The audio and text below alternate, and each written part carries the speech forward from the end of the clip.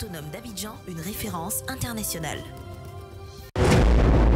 Cette émission vous est présentée par la SODEMI, la porte d'entrée du secteur minier ivoirien. Bonsoir à tous et bienvenue si vous nous rejoignez sur NCI. Merci de suivre ce nouveau numéro de NCI 360, le magazine qui passe en revue l'actualité de la semaine. Semaine marquée par l'annonce par le gouvernement à l'issue du Conseil des ministres mercredi dernier du lancement d'une campagne d'information et de sensibilisation à l'endroit des étrangers hors CEDEAO pour qu'ils se munissent de la carte de résident. La nouvelle a suscité bien de commentaires, on en parle évidemment dans cette émission. Le gouvernement ivoirien a aussi décidé de rouvrir les frontières terrestres. Quelle incidence et impact sur les relations intra-pays? À suivre à l'avis de nos analystes. Au menu également, le décryptage de la tournée dans le département de Kani du premier vice-président du Parti des peuples africains Côte d'Ivoire, PPACI, Stéphane Kipré, n'a pu animer vendredi son meeting dans la commune de Morondo. Dans l'actualité ouest-africaine également, nous évoquerons la fin de mandat du président sénégalais Macky Sall à la tête de l'Union africaine. Il a passé la main au président des Comores, Azali Assoumani, et en toute fin d'émission, l'affaire Ousmane Sonko. Des images, vous le savez, devenues virales sur les réseaux sociaux montrant l'opposant sénégalais sorti de force de sa voiture et ramené chez lui en fourgon blindé de la police après avoir comparu au tribunal. Actualité évidemment très chargée qui nous attend ce soir. Et avec moi en plateau, Landry Couillot, il est juriste, analyste politique, formateur à l'École nationale d'administration. Docteur Ongoran Bangali, analyste politique, spécialiste des relations internationales. Professeur Simplice Dion-Yodé, enseignant en philosophie politique, président de l'Association des professeurs de philosophie de Côte d'Ivoire, qui va nous rejoindre dans quelques secondes. Kabré Yamba, il est journaliste indépendant, correspondant de presse. Enfin, Dao Sekou, qui est consultant, formateur, interprète et traducteur. Bonsoir à vous, chers invités. Merci d'avoir accepté notre invitation. Bonsoir. L'ONESI a annoncé lundi l'ouverture d'un service pour l'établissement de la carte de résident à son agence principale d'Abidjan Plateau, une annonce qui a également rappelé les coûts de cette carte pour les différentes catégories de ressortissants étrangers, ce qui a provoqué la réaction de quelques activistes et opposants.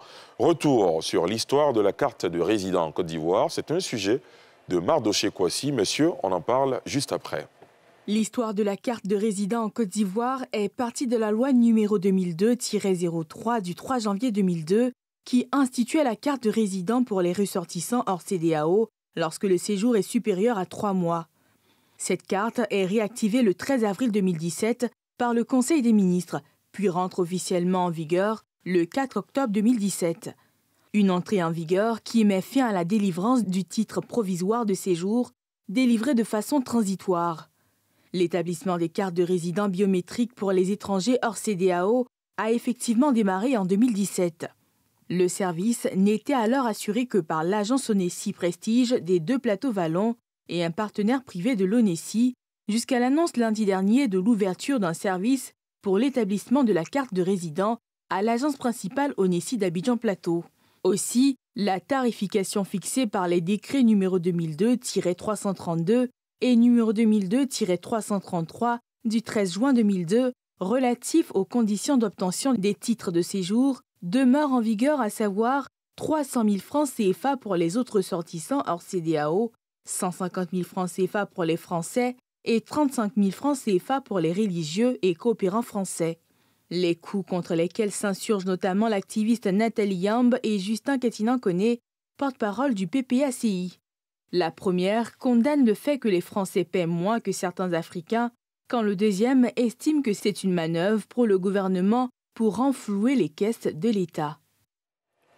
Monsieur, pourquoi l'invitation des étrangers hors CEDEAO à se procurer, à se munir de cette carte de résident suscite autant de commentaires, autant de débats? Monsieur le juriste.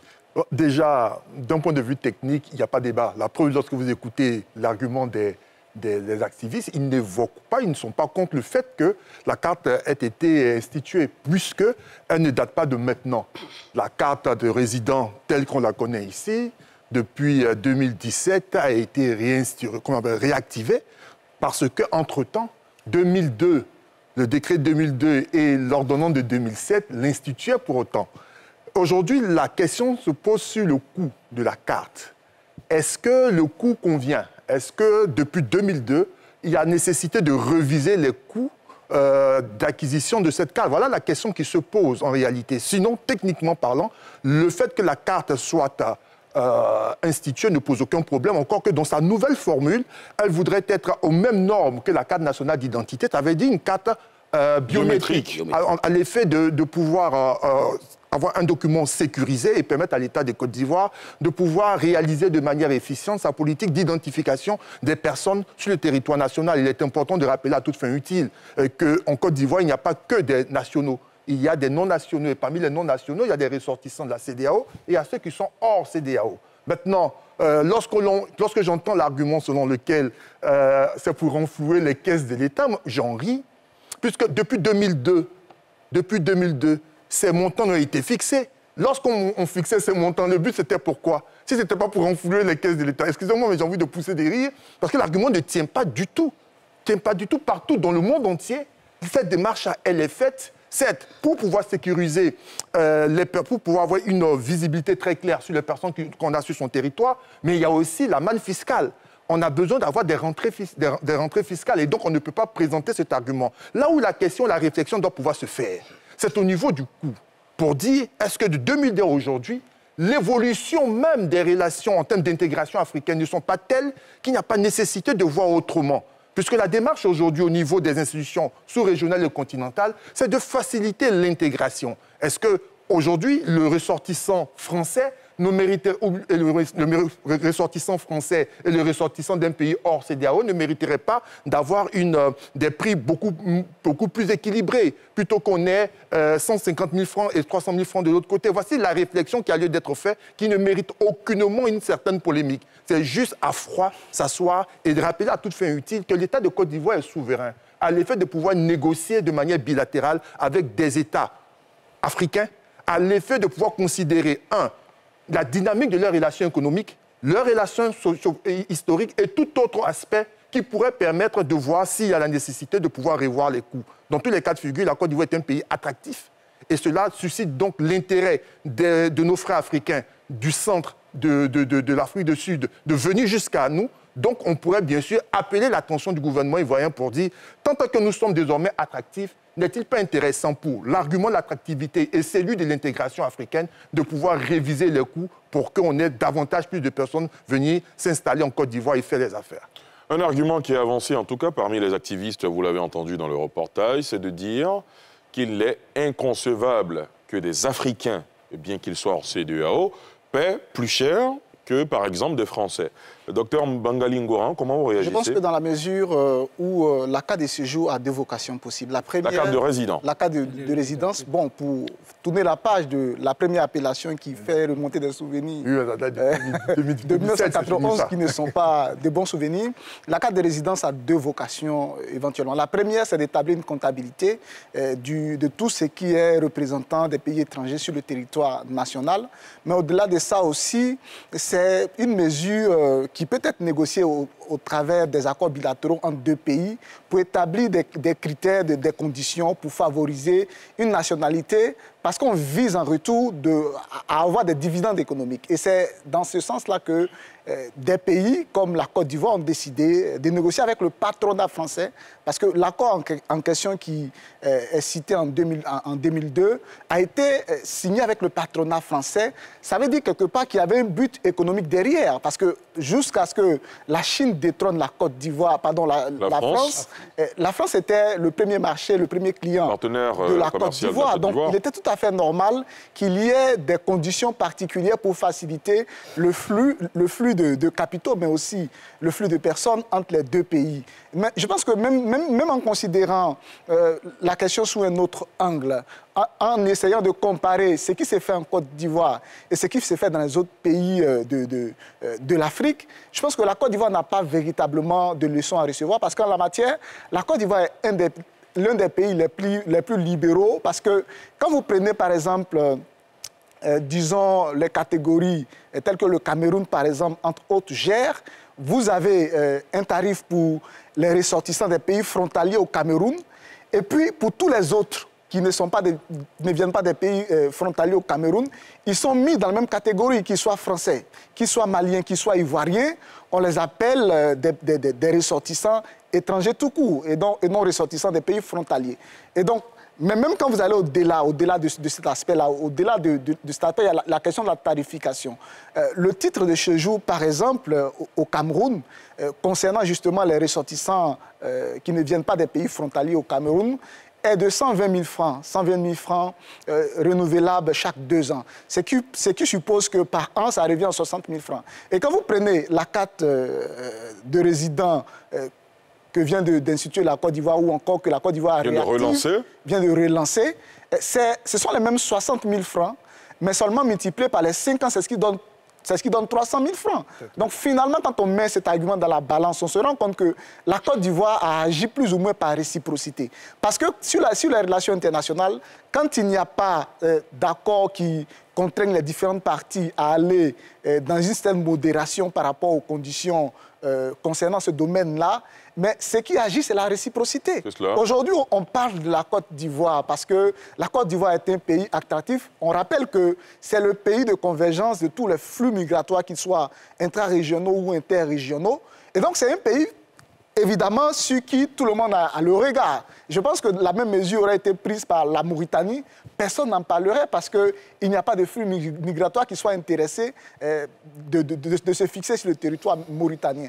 Et donc, je pense qu'on en parle surtout parce que la Côte d'Ivoire est un pays qui intéresse pratiquement toute la sous-région, au-delà même de donc pour vous, l'argument selon lequel des Africains sont défavorisés au profit de certains Européens, ça ne tient pas la route du tout. L'argument ne tient pas parce que je pense que c'est la faute à l'Union africaine qui n'a pas de politique liée par exemple à l'identité. Particulièrement, au-delà même de l'intégration économique et tout, il n'y a pas de politique de vision claire au niveau de l'Union africaine qui puisse apporter une réponse en termes de favoriser la circulation des citoyens entre les différents pays. C'est vrai qu'il y a la question de la ZLECAf qui est en construction, la zone de libre-échange, mais l'accent est surtout mis sur la circulation des biens. À ce stade-là, il n'y a pas encore de passeport unique. Ça y est en projet dans l'agenda 2067 de l'Union africaine. Ça y est encore en projet, mais c'est un projet très lointain. Mais avant cela, ce qui est à court, c'est des négociations de manière bilatérale de pays à pays, de sorte que on pose la condition, si vous abolissez par exemple le visa d'entrée sur votre territoire de nos citoyens, en retour, par réciprocité, nous en faisons de même. Si par exemple vous fixez les conditions d'accès pour le titre de séjour à 10 000 francs de façon symbolique, nous en faisons de même. Donc pour le moment, le problème est réglé de manière bilatérale, quitte à ce que plus tard, l'Union africaine puisse, comme la CEDEAO, emboîter les pas de la CEDEAO, parce que de 1979 à 1993, la CEDEAO a fait signer 6 protocoles à ses États membres pour que, bien sûr, chacun d'entre eux aille dans le sens d'harmoniser la politique. Et même là encore, ce n'est pas gagné, parce que quand vous allez, par exemple, aujourd'hui au Ghana, même si vous êtes en transit sur le territoire, dès que vous franchissez la frontière, il y a des checkpoints de l'immigration où systématiquement, tous ceux qui sont dans le véhicule descendent et automatiquement, il y a une somme déjà fixée que vous êtes obligé de payer. Que vous ayez une carte nationale, que vous ayez un passeport, que vous ayez un visa, peu importe, systématiquement vous payez. Et il y a au moins 2 checkpoints avant Cape Coast. Voilà. Et là encore, ça concerne des citoyens de la CEDEAO. Donc je pense qu'en la matière, la Côte d'Ivoire n'a vraiment pas de leçons à recevoir parce que c'est un des pays les plus libéraux en la matière. Très bien. Kabri Yamba, réaction? Oui, tout à fait d'accord. En partie avec M. Dr Bangali, la Côte d'Ivoire n'a pas de leçons à recevoir en termes d'immigration, d'ouverture, d'intégration. Ce qui est ressorti ici, c'est que quelque part, les gens sont en train de s'imaginer que c'est une des lois de sanctions ou des lois de discrimination à partir des événements récents, alors que la carte de séjour intervenue en... Quand vous dites événements récents, vous faites allusion à quel événement précisément? On parle un peu du contexte des crises dans la sous-région avec la CEDEAO, les pays en transition qui sont en train de... Là, on parle de la Côte d'Ivoire, pays souverain qui prend des voies qui concernent... Non, je parle des activistes, de la réaction de certains activistes qui pensent que la Côte d'Ivoire est libre de prendre des lois concernant son pays, c'est la politique d'immigration. Ça n'a rien à voir des sanctions. Pour moi, les lois même sont de sorte pour permettent aux individus d'être en paix ou bien de pouvoir vivre en harmonie avec les frères. Donc ceux qui pensent peut-être que ces lois sont des lois de sanctions, je ne suis pas tout à fait d'accord avec, mais je suppose qu'il y a quand même des situations qui ont été analysées. Mais ce que je vais faire ressortir pour le cas de la Côte d'Ivoire, c'est que la Côte d'Ivoire est un cas d'exception. Dr Bangali le dit, la loi de la réciprocité dans la gestion du monde est normale, mais la Côte d'Ivoire est un cas d'exception. La Côte d'Ivoire, c'est un cas particulier en termes d'immigration. On l'a dit la dernière fois, même pour les États-Unis, c'est un autre cas. C'est-à-dire, la Côte d'Ivoire, c'est une politique d'intégration exceptionnelle en Afrique et dans le monde. On l'a dit à partir avec le président Houphouët-Boigny. Aujourd'hui, on a eu la suppression de la carte de séjour. Et aujourd'hui, si la carte de résident intervient dans un autre contexte qui permet que la politique migratoire de la Côte d'Ivoire soit régulée, gérée, et tout, on peut comprendre. Mais il ne faut pas voir derrière une politique de sanctions, une politique de discrimination. C'est ce que je ne veux pas faire ressortir. Et après cela, disons-nous très clairement, nous sommes des Africains et la politique d'intégration africaine doit être mise en exergue, comme le Dr Bangali l'a dit, pour que les peuples se retrouvent, vivent ensemble. Pour moi, la notion de territoire, de nation, c'est des concepts vraiment qu'il faut amener petit à petit à les assouplir pour qu'on puisse avoir des espaces de communauté, des espaces de vie beaucoup plus intégrants, beaucoup plus solidaires. C'est vrai qu'on va parler tout à l'heure de l'Union africaine qui a vu à sa tête un passage de flambeau, mais Dr Bangali le rappelait à juste titre. On ne perçoit pas tout de suite la vision de l'Union africaine ou encore d'autres organisations sur les questions d'identification, de migration et tout le reste. C'est bien d'ouvrir cette porte-là. Dao Sekou, réaction? Moi, je m'explique difficilement cette levée des boucliers par rapport à la décision prise par les autorités ivoiriennes de faire établir la carte de résident. Tout pays sérieux se doit de mettre en œuvre des mécanismes qui puissent lui permettre de juguler le flux migratoire. Aujourd'hui, la Côte d'Ivoire a longtemps démontré aux yeux du monde que c'est un pays hospitalier. Le dire, c'est une lapalissade, c'est une réalité. Mais la politique d'intégration ne doit pas être un blanc-seing au désordre. C'est vrai, nous sommes pour la politique d'intégration, mais il importe que nos autorités également fassent mains et pieds pour réguler ces flux migratoires en Côte d'Ivoire, surtout avec le péril djihadiste qui rôde aujourd'hui dans nos frontières. La Côte d'Ivoire ne peut plus se permettre le luxe d'accepter n'importe qui, n'importe comment sur son territoire. Parce qu'il ne faudrait pas oublier que le trop grand flux d'étrangers non identifiés crée des problèmes communautaires ici en Côte d'Ivoire. Donc, dans un premier temps, la carte des résidents apporte une solution à cela. À travers cette carte-là, les autorités ivoiriennes auront la possibilité d'identifier tous ceux qui entrent sur le territoire ivoirien, à l'effet de mieux les contrôler. Figurez-vous qu'aujourd'hui, en Côte d'Ivoire, n'importe qui rentre en Côte d'Ivoire, il s'érige en commerçant, il s'érige en transporteur, il s'érige en homme d'affaires. On ne sait pas d'où il vient, on ne connaît pas son passé. Peut-être qu'il a un passé carcéral très lourd dans son pays d'origine. Il rentre en Côte d'Ivoire, on ne le connaît pas. Ça, c'est un danger même pour la population ivoirienne. Donc, je pense qu'au lieu de polémiquer là-dessus, cette décision est à saluer. Aux États-Unis, dans tous les pays développés, la carte de résident est une obligation. On ne peut pas aujourd'hui arriver dans un pays développé et rentrer comme ça n'importe comment. Donc, aujourd'hui, la Côte d'Ivoire qui vise à être un pays émergent, un pays quand même qui compte en Afrique, suit les autres pays pour permettre quand même d'avoir un regard net sur tous ceux qui rentrent sur son territoire. Très bien. Malik Diarra nous appelle des deux plateaux. Malik Diarra, bonsoir.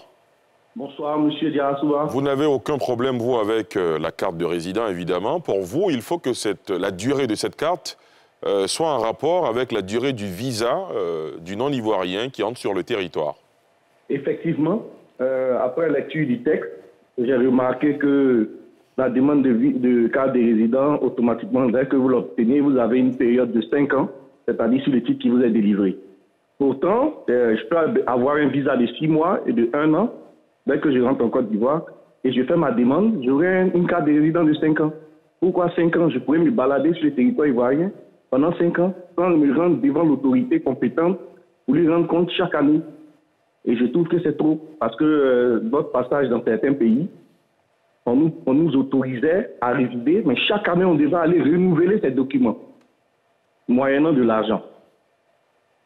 Très bien. Merci en tout cas pour votre contribution. Professeur Simplice Dion-Yodé, merci de nous avoir rejoints. Quel est votre avis sur cette question qui a tant suscité beaucoup de commentaires et sur les réseaux sociaux et dans la vie de tous les jours? D'un côté, il y en a qui estiment que les Africains, bien qu'ils soient hors CEDEAO, ne devraient pas payer plus cher que des Européens, notamment des Français. Alors moi, j'avoue ma finitude sur cette question de carte de résident parce que je pense qu'en principe, ça ne devrait pas être un problème. Malheureusement, c'en est un. C'est une question d'abord de souveraineté. Deuxièmement, j'ai le sentiment qu'on demande un peu trop à la Côte d'Ivoire quand même. Comment? Parce que ce qui vient d'être dit tout à l'heure, le flux migratoire, la sociologie même de la Côte d'Ivoire, la tradition d'hospitalité de la Côte d'Ivoire. Vous voyez, ça me fait penser à cette image-là que j'ai lue chez Amadou Ampateba. Ce vieillard qui a un fardeau qu'il n'arrive pas à porter, il va dans la forêt, il ajoute sur le fardeau, il s'assure bien qu'il ne peut pas le porter, il va encore, il surajoute. C'est de l'inconséquence.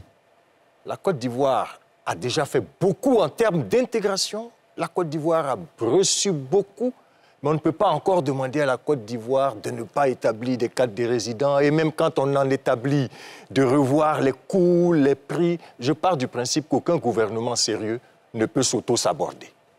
Donc je pense que si cette mesure-là arrive maintenant ou est appliquée maintenant, c'est parce que le gouvernement a jugé utile que cela soit. Et je pense qu'il faut mettre cela au crédit du gouvernement.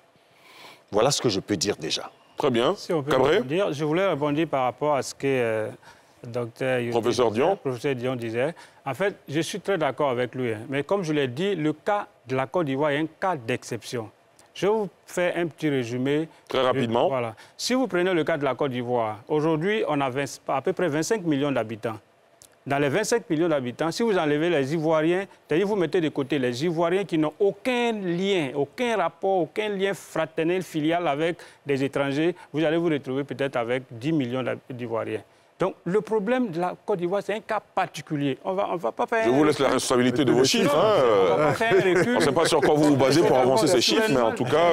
La Côte d'Ivoire est libre de prendre des lois par rapport à la gestion de l'immigration. C'est normal, tout à fait d'accord. Mais son cas d'exception doit être promu, doit être divulgué, doit être tenu comme tel. Nous devons encourager la Côte d'Ivoire à rester dans cette optique, dans cette exception qui est une exception mondiale qu'on doit pouvoir apprécier. Très bien. André Couillot? OK. Au-delà de l'aspect technique qui a été brillamment évoqué et étalé ici, on ne peut pas non plus s'affranchir du contexte et la dimension politique concernant ce sujet. Et lorsque vous avez des personnes qui enflent la polémique sur les réseaux sociaux, c'est bien à des fins politiques. Vous savez, on se sert, comme mon voisin disait, on se sert d'un contexte particulier à l'effet d'inquiéter des populations et envenimer ou pourrir des relations diplomatiques avec certains pays. C'est aussi simple que ça. La Côte d'Ivoire, c'est un nombre très important de ressortissants du Mali, du Burkina Faso et de la Guinée. Techniquement parlant, cette mesure ne les concerne pas puisque leurs pays sont encore membres de la CEDEAO. Mais dans la perception et dans la projection, on se dit, attention, ils projettent d'en sortir. Il n'y a même pas une semaine, ils faisaient une déclaration de ce genre. Par voie de conséquence, cette mesure-là, ramenée au goût du jour, pourrait concerner ces millions de personnes-là qui, du coup, dans leur quotidien, vont se sentir inquiétés. Je tiens à rassurer les uns et les autres.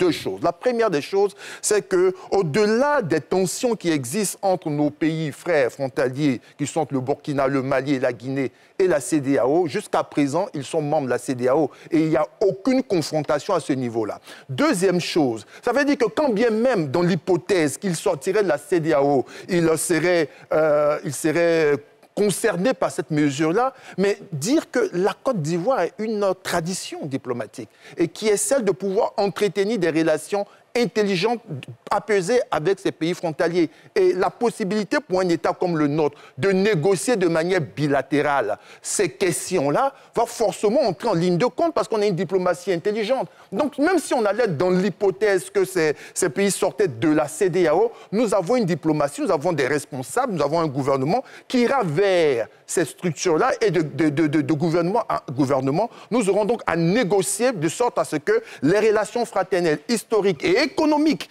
qui lient nos pays et qui sont déterminés par la présence de ces ressortissants-là puissent aider les uns et les autres à conserver des relations assainies et parfaites.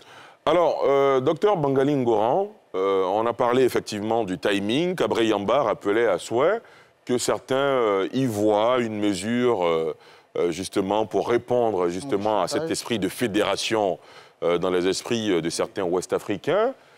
Pour vous? Oui, je pense que... Est-ce que le timing... Le timing n'a pas été bon parce que si vous avez suivi l'actualité par les années passées, on a dit ici que cette mesure-là existait depuis 2002. Elle a été relancée en 2017 et réactivée dans la forme de cadre biométrique en 2017. Mais à toutes ces différentes échéances-là, il n'y a pas eu cette levée de bouclier-là. Parce qu'à cette occasion, ça n'a pas coïncidé avec ce genre de crise-là. Aujourd'hui, mais je veux quand même dire un mot sur un aspect que j'ai omis d'aborder tout à l'heure quand j'ai pris la parole. Concernant l'exploitation, on accuse la Côte d'Ivoire de vouloir faire une exploitation économique des ressortissants étrangers sur son territoire. Il est vrai qu'au niveau de l'Afrique, pas seulement que de la sous-région, la Côte d'Ivoire est le premier pays en Afrique qui reçoit les flux migratoires. Et c'est une exception parce que c'est le seul pays en Afrique qui officiellement détient sur son territoire près de 25% des ressortissants étrangers. Mais la Côte d'Ivoire ne fait pas une exploitation économique de cette présence massive pour la simple raison que la carte des résidents dont nous parlons ne concerne que les ressortissants hors CEDEAO qui ne représentent à peine que 25% de ce contingent-là. 75% des ressortissants étrangers sont des ressortissants CEDEAO. Et la Côte d'Ivoire... qui ne sont pas soumis, faut-il le rappeler, à cette carte de résidence. Ne sont pas soumis. Je pense que la Côte d'Ivoire avait la latitude de violer ses engagements vis-à-vis de la CEDEAO parce qu'il y a des pays à l'intérieur de la zone CEDEAO qui ne respectent pas leurs engagements. Par exemple, on prend le cas du Ghana. Au Ghana, que vous soyez ressortissant CEDEAO ou hors CEDEAO, vous payez la carte d'identité d'étranger qui coûte $120. Vous payez en plus le permis de résidence qui coûte $500 et en plus vous payez des frais médicaux de $120. Le total fait $740, c'est-à-dire 453 000. Et chaque année, vous devez renouveler, que ce soit la carte d'identité de résidents étrangers, vous devez la renouveler chaque année à $60 et vous devez également renouveler le permis de résident chaque année à hauteur de $60, ce qui fait déjà en plus du premier paiement de plus de 400 000 francs, une somme de $120 au total que chaque année vous devez payer. Et je pense qu'à ce niveau-là, la CEDEAO a mis en place du temps du gouvernement d'Europe, Christian Kaboré, qui avait abrité cette réunion, une task force pour mettre une pression supplémentaire sur les mauvais élèves de la sous-région. Donc, je me dis que, parce que cette jurisprudence de ces pays qui ne respectent pas ces 6 protocoles qui ont été signés par la CEDEAO existe, la Côte d'Ivoire aurait pu, par réciprocité, se prévaloir de ce que les autres ne respectent pas, ces accords-là, et puis s'appuyer là-dessus pour imposer le même titre de séjour à des ressortissants hors CEDEAO qui concernent quand même 75% du contingent présent sur son territoire. Dans ce cas de figure-là, on aurait pu penser que la Côte d'Ivoire souhaite faire une exploitation économique, parce que là, ça concerne un monde un peu plus important. Mais à partir du moment où cette mesure ne concerne que 25% des étrangers sur le territoire, on ne peut pas mettre en avant l'argument d'exploitation économique. C'est cela, très bien. Alors, monsieur, avant de poursuivre, il y a monsieur Begré d'Amanzon qui nous appelle. Bonsoir, monsieur Begré. Bonsoir, monsieur. Alors, pour vous, instituer ou relancer cette carte de résidence est une bonne chose, mais vous estimez qu'il faut plus de sensibilisation. Oui, il faut plus de sensibilisation, comme le dit très bien un de vos invités.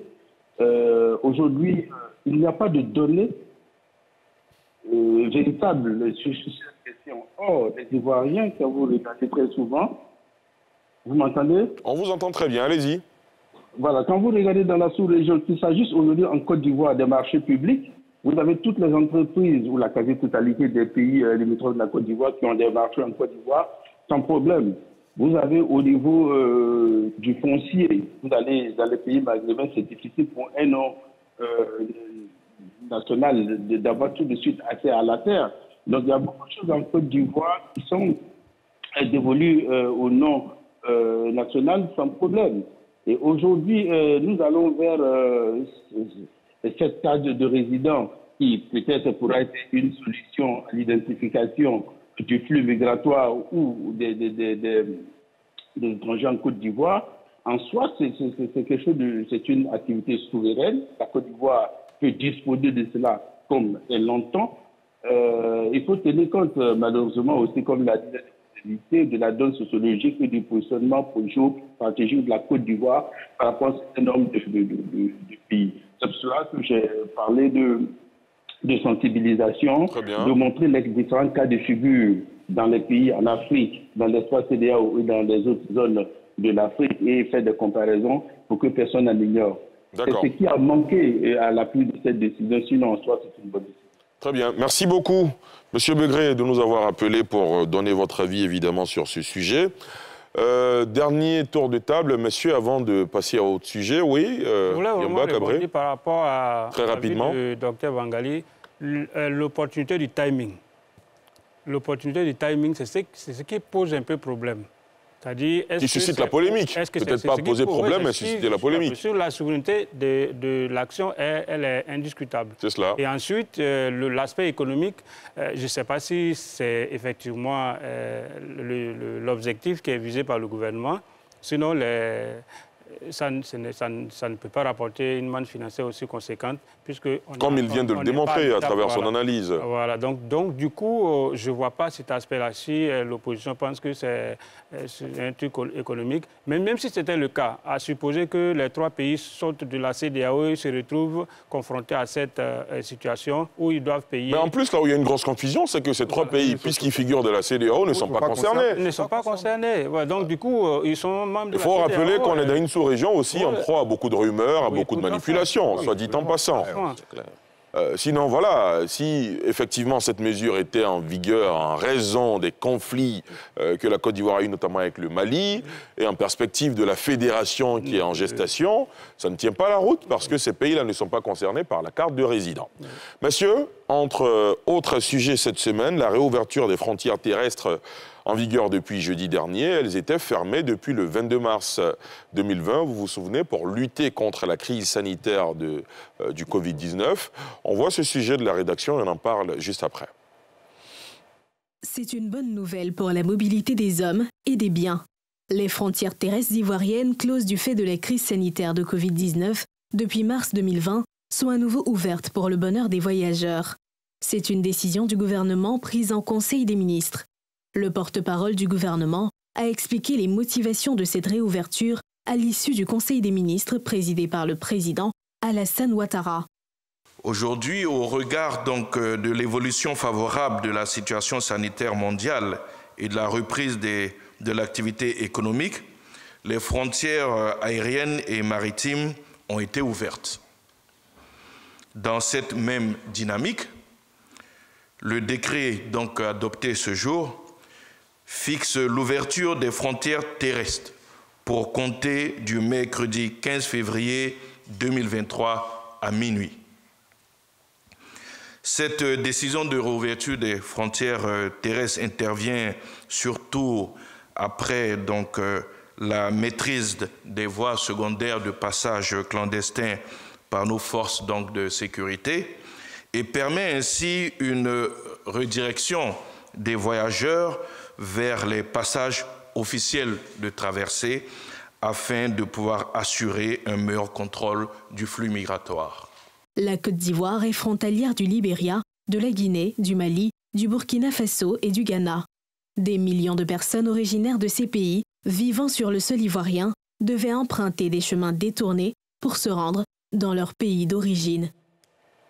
Beaucoup de citoyens ouest-africains avaient souffert de cette fermeture des frontières. Finalement, c'est un ouf de soulagement. C'est un sujet sur lequel nous n'allons pas nous appesantir. Rapidement, un tour de table. Landry Couillot. Déjà, il faut pouvoir saluer cette mesure-là, puisque je regarde du côté des populations des localités frontalières.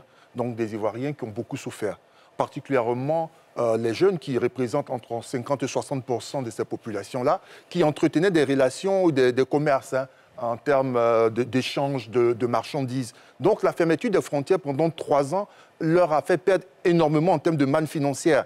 Je pourrais aussi saluer leur résilience, puisque bon nombre d'entre eux auraient pu rester dans l'attentisme, dans une attitude passive, mais se sont plutôt reconvertis à d'autres métiers. Je voudrais aussi que l'on puisse saluer l'apport qualitatif des autorités coutumières, politiques et administratives, puisque ces populations auraient pu se rebeller. Elles auraient pu revendiquer violemment parce que c'est une situation difficile, mais on a observé qu'il y avait plutôt une calme, une discipline, pas qu'il y avait du contentement, mais parce qu'on a toujours cru, on a toujours eu confiance en ces autorités, en leur discours, en leur pédagogie, en leur accompagnement. Mais ce qu'il va falloir faire aujourd'hui, c'est que la Côte d'Ivoire se veut une Côte d'Ivoire solidaire.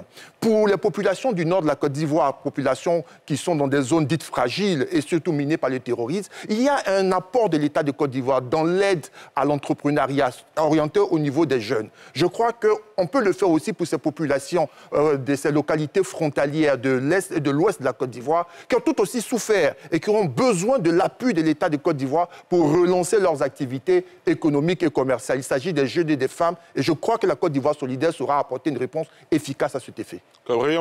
Oui, c'est une très bonne nouvelle parce que la fermeture des frontières dans un premier temps, c'était vraiment un calvaire pour les populations. En termes social et économiques, c'était des populations qui se fréquentent régulièrement et dû à la Covid-19, ces frontières ont causé beaucoup de peine à ces populations. Mais on est pratiquement dans la même logique du thème, hein, c'est-à-dire l'intégration, la communauté, la vie en communauté. C'est la même logique. Pour moi, je ne m'identifie pas au concept de frontières et de nations. Très sincèrement, c'est ma conception de la vie. On a un philosophe qui est là, on a des juristes quand même des historiens qui savent un peu comment le monde a évolué jusqu'à ce qu'on arrive là. Moi, je ne m'identifie pas au concept de frontières et de nations. Je veux un monde où des gens se rapprochent, se fréquentent et vivent ensemble. La fermeture des frontières a occasionné beaucoup de difficultés pour nos populations. Et cette réouverture fait en sorte que des gens qui se fréquentaient, qui avaient des liens familiaux, des liens fraternels, économiques, se retrouvent. C'est pas de gaieté de cœur que les frontières ont été fermées. C'est dû à un concept particulier. Et aujourd'hui, cette réouverture permet que les choses se reprennent de bon pied pour que les fréquentations sociales reprennent. Et pour moi, c'est une très, très bonne chose. Et je pense qu'on peut féliciter le gouvernement. Aujourd'hui, oui, mais s'il y a une vertu que les anciens attribuent à ceux qui gouvernent, c'est la prudence. La prudence, ça implique à la fois l'intelligence, la capacité de prévoir, d'anticiper. Et je crois que, comme les autres, hein, il faut féliciter les gouvernements dans beaucoup d'autres pays, mais principalement notre gouvernement, qui a su, face aux menaces sanitaires et sécuritaires, prendre des dispositions, a su mettre en place un dispositif stratégique de survie, de surveillance et d'alerte. Et je crois que c'est ce qui a conduit à tout cela. Que les frontières soient ouvertes, mais c'est une bonne nouvelle pour les commerçants, pour les peuples, parce que je rappelle encore une fois, le commerce, ce n'est pas seulement le commerce des marchandises, c'est le commerce des hommes. Et quand un homme passe une frontière pour aller dans une autre frontière, pour aller dans un autre pays, il va avec ce qu'il porte, ce qu'il a, il va avec ce qu'il est, et il va avec ce qu'il a dans sa tête. C'est la richesse de l'homme qu'il vous apporte, et je pense que c'est une très bonne chose. Très bien. Dao Sekou?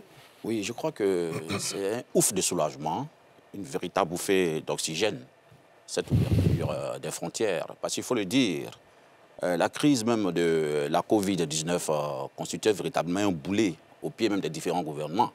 Donc, puisque cela impactait négativement les activités socio-économiques des différents peuples, il fallait prendre des mesures idoines, comme tout à l'heure le professeur l'a dit, pour protéger sa population. Et c'est ce que je pense que les différents gouvernements ont fait.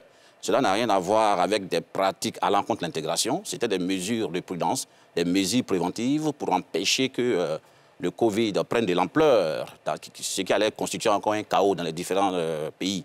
Donc, cette réouverture des frontières, elle est à saluer. Elle va permettre aux activités qui étaient en stand-by de reprendre. permettre encore aux différents peuples qui, depuis 3 ans, se regardaient derrière les différentes barrières au niveau des frontières, de renouer les différents contacts. Et je pense que cela va contribuer fortement à revitaliser encore les relations entre nos différents pays. Dernière réaction, docteur Bangali. Je ne dirai rien de contraire à ce qui a été déjà dit ici. On ne peut que saluer la mesure prise par le gouvernement parce que généralement, quand on ferme les frontières, ce qui se construit à la marge, ce sont les circuits de contrebande. Parce que c'est vrai que les frontières étaient fermées, mais la vie économique a continué. Donc, les opérateurs ont été dans l'obligation soit de se voir décerner des autorisations spéciales, parce que je me rappelle que pour nous qui sommes des chercheurs qui allons participer à les colloques dans la sous-région, désormais, il y avait une mesure nouvelle où si vous voulez traverser la frontière, il fallait d'abord aller au ministère de l'Intérieur, faire cacheter une autorisation pour pouvoir sortir du territoire. Mais ça, c'est ceux qui avaient les moyens de suivre ce circuit normal. Mais pour les commerçants, je dirais, les petits détaillants, eh bien, ils ont construit des circuits de contrebande parce que nous sommes dans des pays pour lesquels les frontières représentent des barrières symboliques. Et quand vous avez des frontières poreuses et que vous fermez l'entrée principale, eh bien, il y a des voies détournées. Et ces voies détournées-là desservent l'économie nationale. Donc, on ne peut que féliciter le gouvernement qui prend la décision, après, bien sûr, d'avoir constaté au niveau international, je dirais, une sorte de retombée de pression liée à cette pandémie, de revenir à une normalisation pour que finalement on mette un trait sur tout ce qui est circuit de contrebande pour que l'économie ivoirienne puisse, notamment à travers ses relations avec les pays frontaliers, collecter ce qu'il doit être collecté au niveau des différentes entrées tarifaires de notre pays. Très bien. Messieurs, dans l'actualité politique cette semaine, Stéphane Kipré, le vice-président du PPACI, chargé de l'implantation du parti et les membres de sa délégation ont été empêchés vendredi dernier de mener leurs activités politiques dans plusieurs localités de la région du Ourodougou, disent-ils, notamment à Kani, Tiesso et Morondo. L'émissaire de Laurent Gbagbo s'est rendu à la préfecture où il a exprimé son indignation au secrétaire général de préfecture et réclame du parti au pouvoir et de son président une condamnation officielle de ces actes. Comment vous réagissez à cet incident qui s'est produit à Kani notamment, Dao Sekou? A priori, interdire un responsable de parti politique d'accéder à un lieu sur le territoire ivoirien est condamnable. Je dis a priori. Mais en ce qui concerne le cas Stéphane Kipré, on n'a pas encore toutes les informations, tous les tenants et aboutissants de cette affaire. Ce que je retiens, c'est que selon des vidéos qui circulent sur les réseaux sociaux, le camarade Stéphane Kipré a été empêché d'entrer dans une localité de Kani. Bon, l'acte en lui-même est condamnable. Maintenant, on va chercher à creuser. Qu'est-ce qui s'est passé? Est-ce que Stéphane Kipré s'est conformé aux prescriptions avant, qui prévalaient avant d'aller à Kani? Bon, c'est des questions qui restent en suspens. On va chercher à creuser pour voir véritablement ce qui s'est passé. Sinon, l'acte en lui-même, il est condamnable. Tous les Ivoiriens, quels qu'ils soient, ont le droit d'aller partout sur le territoire ivoirien. On ne doit pas empêcher qui que ce soit, surtout un leader de parti politique, d'aller sur n'importe quelle partie du territoire national. Docteur Bangali? Ce ne sont pas des signes rassurants, surtout que nous sommes dans une année électorale. Dans une année électorale, mais avec l'approche également des élections présidentielles de 2025. Mais malheureusement, je pense qu'on en arrive à ce genre de situation quand au niveau des leaders politiques, il y a encore ces discours, je dirais, des discours régionalistes, des discours de chasse gardée par rapport à des circonscriptions qu'on souhaite garder fermées de toute intrusion de la concurrence extérieure, parce qu'on estime que si la compétition dans cette localité-là est ouverte, il y a la possibilité de voir apparaître dans le paysage d'une région qui était historiquement dévolue comme bastion du RHDP, voit émerger, je dirais, des points verts ou des points bleus, des points verts pour parler du PDCI, comme à Dabakala, avec Jean-Luc Billon, ou encore des points bleus comme à Couteau par le passé, avec l'ancien cadre de la RTI qui avait été Mamadou Ben Soumaoro, qui avait été élu pendant les élections dans cette région-là. Je pense qu'il y a un travail de conscientisation des leaders politiques de la région. C'est une responsabilité de ces dirigeants-là de sensibiliser, je dirais, non seulement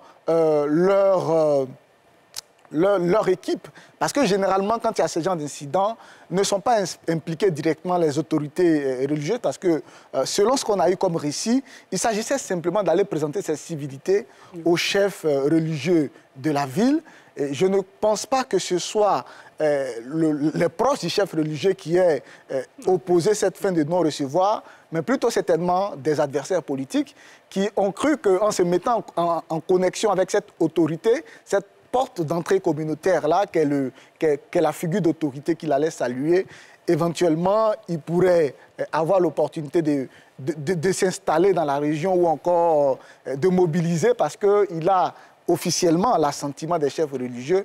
Et je pense que ça a une signification plutôt politique, électoraliste que sociologique. Parce qu'en Côte d'Ivoire, tous les peuples cohabitent.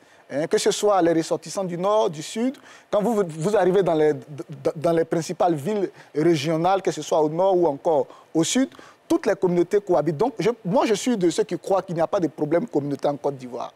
Il y a un problème dans le marigot de violence, dans le marigot politique, qui a tendance souvent à s'infiltrer dans le tissu social.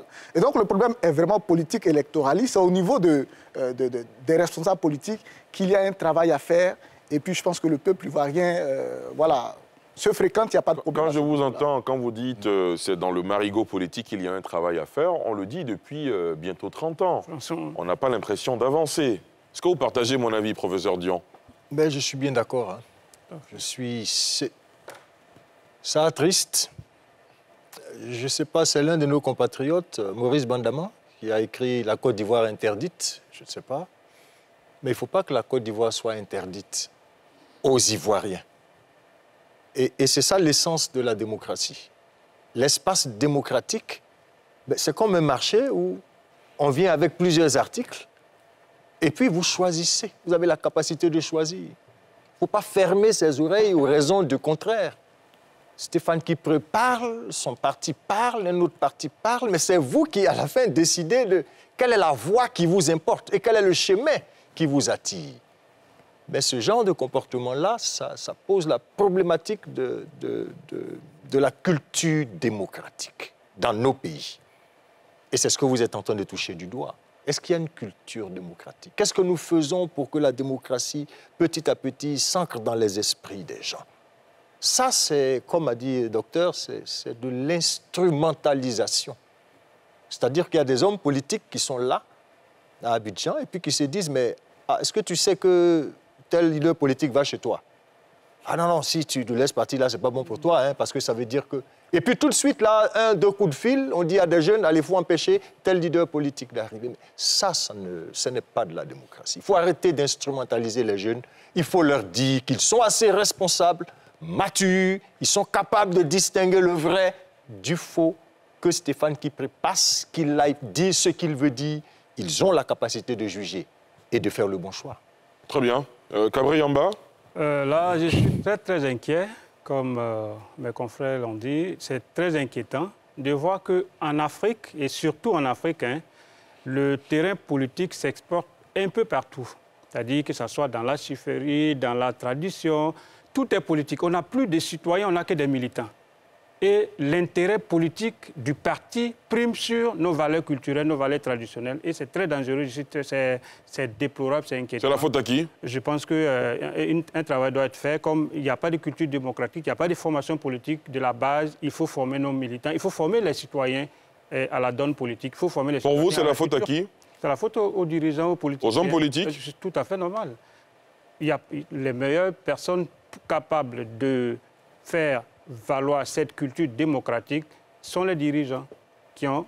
Donc vous dédouanez totalement les populations? Je ne dis pas que je dédouane les populations, mais je dis quand même qu'il y a un travail qui doit être fait à partir des dirigeants pour permettre la suite de suivre. Très bien. Si les politiciens ne prennent pas la mesure d'avoir un discours de sensibilisation, de vulgarisation du comportement citoyen, il va falloir que, c'est clair que les gens vont suivre les leaders politiques dans des intérêts égoïstes et puis transformer le paysage traditionnel naturel en terrain politique constamment, et ce n'est pas bon. Landry Couillot? Alors, la semaine dernière, sur ce plateau, alors que certains célébraient le symbole, j'appelais l'attention des uns et des autres pour leur dire que ce symbole-là ne fait pas disparaître les attitudes, les préoccupations des Ivoiriens. Vous faites allusion au symbole de la présence d'Henri Konan Bédié, Laurent Gbagbo et Alassane Ouattara à la cérémonie de la remise du prix Félix Houphouët-Boigny pour la recherche de la paix. On n'aurait pas vu ça. C'est clair. C'est aussi simple que ça. Toute la Côte d'Ivoire a suivi ce prix, sauf que ça existe et que ça peut exister encore. Il va à profusion, et partout sur le territoire national. D'un point de vue juridique, et cela m'interpelle, je ne vais pas aller dans l'hypothèse selon laquelle il y a quelques manipulations. Moi, j'ai vu des personnes qui s'en vont en mission eux-mêmes. Ils n'ont même pas besoin d'un mot d'ordre d'un homme politique pour pouvoir agir par eux-mêmes. Donc, je ne peux pas dédouaner le citoyen. Parce qu'il ne faut pas croire que le citoyen ivoirien, il est intimement politisé. Et il a une vision politique étriquée. Il a encore ça. Donc, ça doit interpeller le ministre de la Réconciliation, M. Kakabé, pour dire, grand frère, il faut que tu te bouges. Il faut bien, parce que ce ministère doit faire sens. Et lorsqu'il voit ça, il doit plus que jamais interpeller pour dire qu'il faut être sur le terrain. Il faut aller parler aux gens, il faut les sensibiliser, parce qu'il ne faut pas croire un seul instant que les hommes politiques vont dégager leur budget à l'effet d'aller faire de la sensibilisation. De fond, on peut prononcer 2-3 discours, mais la sensibilisation de fond qui consiste à aller vers les militants, leur parler, non, ils ne le feront pas. Aujourd'hui, nous sommes à quelques mois des élections. La question est de pouvoir baliser sa zone électorale. La démarche aujourd'hui, c'est d'empêcher qu'il y ait quelques instructions, c'est de maintenir ces équipes en ordre de combat. Donc c'est M. Kakabé, ministre de la Réconciliation, qui doit être interpellé par cela et d'aller au-delà du fameux symbole pour dire que nous avons, et je le répète, on a un défi dans ce pays. Notre véritable challenge, on a réussi le challenge économique, on en est capable, on peut faire plus. On construit des ponts, on peut faire des ponts sous-marins. Ce n'est pas ça qui compte. Ce qui compte pour que cette Côte d'Ivoire-là ait à nouveau le blason redoré, c'est de prouver qu'on a gagné en maturité politique et que des élections, nous sommes capables de les organiser avec des principes démocratiques qui permettent à tout le monde d'être partout sur le territoire national, à porter son offre politique et qu'il n'y ait pas de risque de violence, de blessés et de morts. C'est de ça qu'il est question. Très bien. Monsieur qui nous appelle de Soubré, bonsoir. Oui, bonsoir. C'est monsieur comment, s'il vous plaît?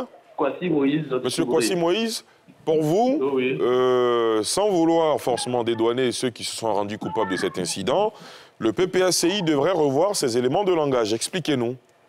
C'est clair. En fait, c'est quoi? C'est que c'est vrai qu'il faut condamner l'acte parce que dans un jeu démocratique, il faut permettre à tout le monde d'avoir accès au territoire national pour s'exprimer. Mais vous verrez que souvent aussi dans les expressions, il faut faire très attention. Parce que moi, je ne peux pas accepter que quelqu'un vienne sur mon territoire, comme cette invasion, et puis venir insulter mon leader. Ce qu'on demande aux gens du PPACI, c'est de pouvoir donner leur point de vue par rapport au projet de société et ne pas insulter ou bien vilipender quoi que ce soit. Vous allez vous expliquer, vous dites ce que vous voulez faire en tant que PPACI. Voilà comment vous voyez pour le développement du pays. Voici vos actions, voici. Mais vous allez avec des propos antérieurs que les gens ont entendus. Est-ce que dans le cas d'espèce, est-ce que vous avez la preuve, s'il vous plaît, est-ce que dans le cas d'espèce, vous avez la preuve que le speaker, en l'occurrence Stéphane Kipré, a tenu des propos allant dans le sens de... Là, il faut voir ce qui s'est passé avant. Vous voyez, vous suivez un peu l'actualité, il y a les expressions de Kone Katina, il y a Stéphane Kipré, il y a aussi, chaque fois que les gars des PPS s'en vont, ils disent... Allô? Monsieur Kwasi, vous nous entendez?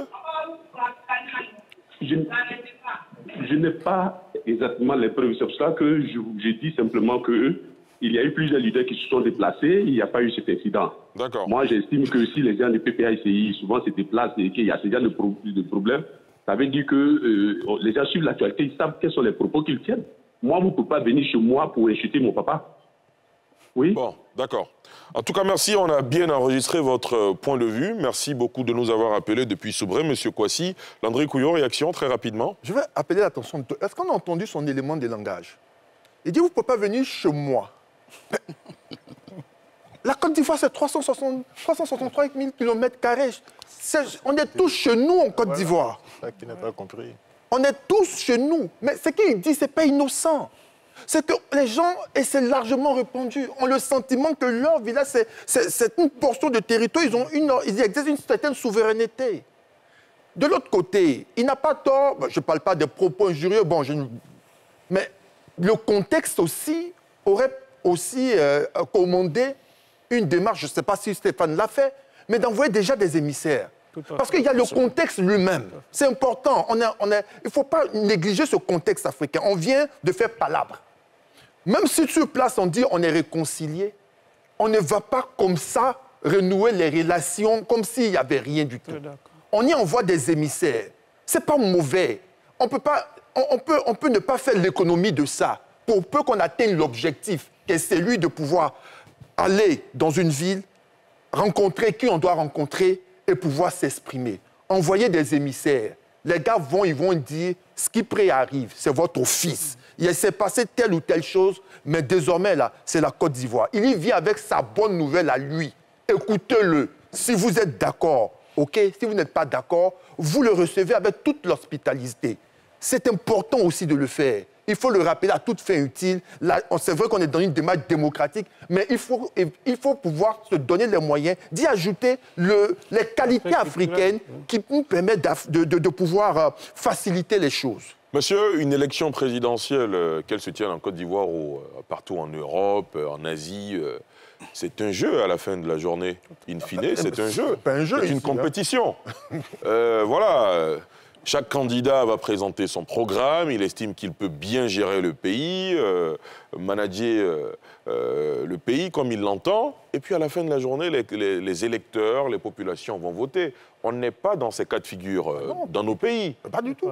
Comment on fait pour inverser la tendance, pour que les gens comprennent que c'est un jeu et le meilleur va l'emporter? Vous l'avez dit, ce travail doit commencer par les politiques, mais les populations, à un moment donné, doivent l'entendre. Oui, Dao Sekou. Ali, c'est une très bonne question. Le problème fondamental que nous avons en Afrique, c'est que les acteurs politiques eux-mêmes ne sont pas formés. C'est un drame, mais c'est une réalité. J'entends souvent qu'il est important de former les militants, mais on omet de dire qu'il est aussi important de former les acteurs politiques, puisque c'est à leur comportement que les militants regardent pour réagir. Or, qu'est-ce qu'il nous a donné de voir généralement en Afrique? Les acteurs politiques eux-mêmes sont pétris d'incompétences notoires. Beaucoup de qualités leur manquent pour être véritablement des leaders. Beaucoup d'entre eux sont des meneurs, ce qui est différent du leadership. Parce que le leadership, il y a une connotation positive là-dedans. C'est cela. Or, le meneur, c'est un fourre-tout. Un délinquant peut être un meneur, un criminel peut être un meneur, mais le leader, il y a des qualités, des attitudes, des aptitudes qui vont avec le leadership. Malheureusement, en Afrique, la plupart des responsables des partis politiques et par ricochet des chefs d'État ne sont pas des leaders. Ce sont des meneurs d'hommes. Qu'est-ce qui caractérise le leader? Il y a des qualités qui caractérisent le vrai leader. Il y a d'abord l'amour qu'il a pour son peuple. Il y a la compassion qu'il a pour son peuple. Il y a sa générosité vis-à-vis de son peuple. Il y a l'humilité, il y a la patience, il y a la tolérance. Il y a la tolérance, en fait. Donc, quelqu'un qui n'a pas ça, il ne peut pas impacter positivement son peuple. C'est clair et net. Donc, un tel individu, à la tête d'un parti politique ou à la tête d'un pays, mais il tire tout droit son pays vers le chaos. Or, un leader à la tête d'un pays, qu'est-ce qu'il fait?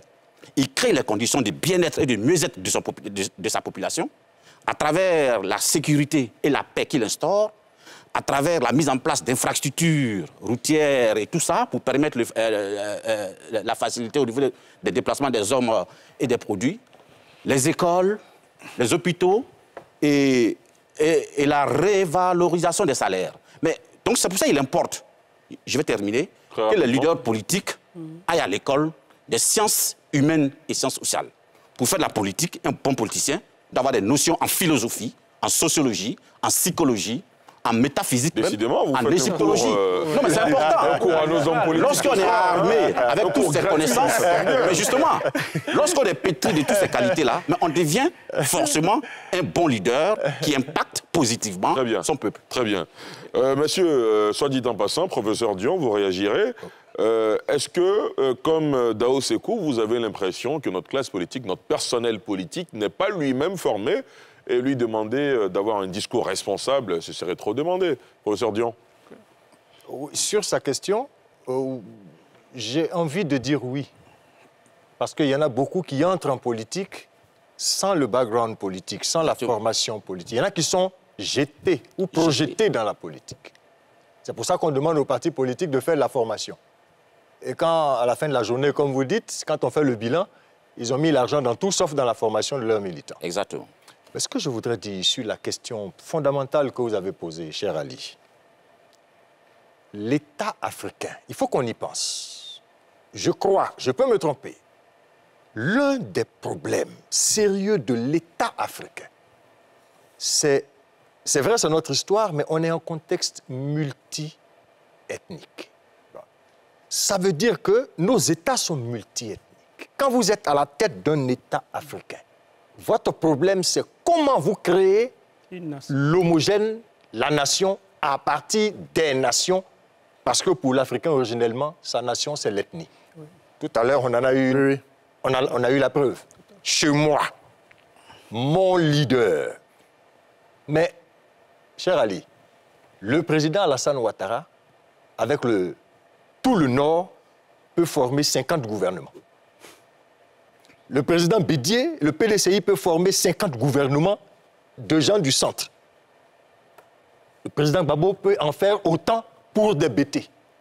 Mais nous sommes dans un État multi-ethnique. Et c'est pour ça que le président Houphouët-Boigny dit on fait de la géopolitique, c'est-à-dire qu'à un moment donné, quand il y a une partie de la nation qui ne se retrouve pas dans les institutions, il y a de la frustration.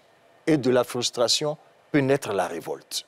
Donc, quand vous dirigez un État africain, sachant que vous êtes en contexte multiethnique, toute la difficulté, c'est comment on fait passer des communautés qui sont mitoyennes, c'est-à-dire qui vivent les unes à côté des autres, à des communautés citoyennes, qui comprennent que le plus important, c'est le vivre ensemble citoyen. Et toute la difficulté pour nos gouvernants, c'est cela. Est-ce que nos gouvernants font l'effort d'expliquer aux populations que nous ne sommes plus mitoyens, mais que nous sommes citoyens et que nous devons voir l'État comme la chose de tout le monde et non pas seulement comme la chose de celui qui gouverne. Très bien, monsieur, je veux bien vous donner la parole, Kabri Yamba, Dr Bangali, mais nous devons marquer une petite pause, on poursuit juste après. Retour sur le plateau de NCI 360 et à présent, on ouvre le chapitre international. Le président comorien Azali Assoumani est le tout nouveau président de l'Union africaine. Il remplace depuis ce samedi le Sénégalais Macky Sall. À ce poste, le passage de témoins a eu lieu à l'ouverture de la 36e session ordinaire de la conférence des chefs d'État et de gouvernement de l'Union africaine. Au total, 35 chefs d'État et 4 chefs de gouvernement ont participé à ce sommet. Les précisions de Salif Yalekwe, on en parle juste après. Les travaux du 36e sommet de l'Union africaine se tiennent en Éthiopie. L'accélération de la mise en place de la zone libre-échange continentale ZLEC et la fin des conflits sur le continent sont les deux grands sujets de ce sommet. À l'ouverture, le secrétaire général des Nations Unies, Antonio Guterres, a affirmé samedi que le continent avait besoin d'action pour la paix, évoquant notamment la situation du Sahel et dans l'est de la République démocratique du Congo, RDC. En amont du sommet, des échanges ont eu lieu vendredi sur la situation dans l'est de la RDC, en proie aux groupes armés, en présence notamment du chef de l'État congolais Félix Tshisekedi et de son homologue rwandais Paul Kagame. Le chef d'État comorien Azali Assoumani a pris samedi la tête de l'Union africaine, remplaçant ainsi le Sénégalais Macky Sall. À la tête de l'UA de février 2022 à février 2023, le président Sall a plaidé pour l'adhésion de l'organisation au G20, la réallocation des droits de tirage spéciaux, le déblocage des céréales ukrainiennes et a défendu la neutralité du continent dans le conflit opposant la Russie à l'Ukraine. Durant son mandat, il s'est aussi appesanti également sur la transition énergétique juste et équitable, la bataille pour la souveraineté médicale et alimentaire la lutte contre la violence faite aux femmes et le financement des infrastructures. De Macky Sall, monsieur, vous venez de l'entendre, on retiendra entre autres son leadership, enfin la médiation pour que l'Union africaine ait sa voix dans le conflit russo-ukrainien. Également, il a multiplié les plaidoyers pour l'adhésion de l'organisation au G20. Si vous devriez retenir quelque chose de cette gouvernance de Macky Sall à la tête de l'Union africaine, ce serait quoi, Dr Bangali? Pour moi, il a eu un bilan plutôt en demi-teinte parce que Macky Sall n'a pas posé d'action qui permettent à l'opinion africaine de retenir de manière indélébile dans sa conscience son passage à la tête de notre organisation continentale. Il a été absent sur les conflits majeurs sur le continent qui ont eu lieu sous son mandat. Vous faites allusion à quel conflit? Notamment le conflit inter-éthiopien. On se rappelle qu'à l'époque, la délégation de l'Union africaine qui était allée rencontrer le gouvernement du pays siège a été congédiée. Ils ont refusé de les recevoir parce qu'ils estiment que c'était une affaire entre Éthiopiens. C'est cela. Et donc, l'Union africaine n'avait pas à s'y mêler. Et il n'y a pas eu cette réponse de fermeté de l'organisation continentale dans ce sens. Mais également dans le conflit aujourd'hui qui continue de faire rage entre le Rwanda et la RDC, on n'a pas senti la présence de l'Union africaine et au-delà de cela, il y a eu le conflit entre la Côte d'Ivoire et le Mali qui fait partie quand même de la région de résidence du président de l'Union africaine également qui n'a pas eu une contribution remarquable. Mais au-delà de cela, il n'a pas su se départir de la diplomatie de la main tendue. On l'a vu à plusieurs reprises, que ce soit dans le dossier concernant les droits des tirages spéciaux, notamment à travers le sommet de Paris. Il a encore une fois s'agi pour l'Afrique de se présenter dans les rencontres internationales comme celle qui tend la main pour recevoir ce que certains observateurs ont appelé la politique de la mendicité. Et on a vu le même visage également dans la rencontre qui a eu lieu entre le président Vladimir Poutine et le président de l'Union africaine pour aller négocier des conditions d'approvisionnement de l'Afrique en matière de besoins alimentaires. Et donc, je pense qu'au-delà de tout ce que le président a eu à mener comme plaidoyer auprès du G20 ou en tout cas pour la cause des conditions des femmes, au-delà de cela, je pense qu'il n'y a pas eu véritablement de son passage des faits marquants qui puissent nous donner de garder dans notre conscience collective le souvenir, le bon souvenir de ce qu'il aura engagé comme réforme. Surtout que, je me rappelle à l'époque, en décembre 2021, il y avait un forum sur la sécurité et la paix en Afrique qui s'est tenu à Dakar. Et c'était à 2 mois avant qu'il ne prenne la direction de l'Union africaine. Et il avait eu à faire une allocution disant que ce n'était pas à l'ONU de jouer le rôle de sécurité sur le continent africain quand il y avait des conflits. Donc on s'attendait à ce qu'avec son arrivée à la direction de l'Union africaine, il puisse relancer ce dossier des casques verts de l'ONU, de l'Union africaine, de sorte que ce soit aussi un dispositif de repose, parce qu'à l'époque, la perspective du départ du retrait de la force Barkhane était déjà envisagée. Et donc, on s'attendait à ce que, après ces affirmations lors de ce forum sur la sécurité et la paix, une fois qu'il est aux commandes, ils prennent des mesures, des dispositions pour qu'on réactive les casques verts de l'Afrique, de sorte que dans le conflit aujourd'hui que traverse le Mali, dans le conflit, il y a eu également une intrusion djihadiste au Mozambique. Dans tous ces conflits-là, il y a cette première ligne de réponse qui soit financée en matière logistique, en tout cas, qui soit financée par l'Union africaine pour assumer pour une fois la responsabilité des dirigeants du continent face à ces dirigeants de défis-là. Mais à ce niveau également, il y a eu un silence total et finalement, on est revenu encore une fois à la politique de la main tendue et donc on n'a pas eu vraiment de faits marquants, de réformes marquantes qui puissent nous donner de garder un souvenir positif de son mandat. Landry Couillot, bilan mitigé aussi à vos yeux? Macky Sall a profité de cette année pour rayonner personnellement parlant. Déjà, on ne peut pas lui en reprocher, c'est un homme politique. Et il est à l'image de l'institution qu'il a dirigée. L'Union africaine, ce n'est pas un foudre de guerre.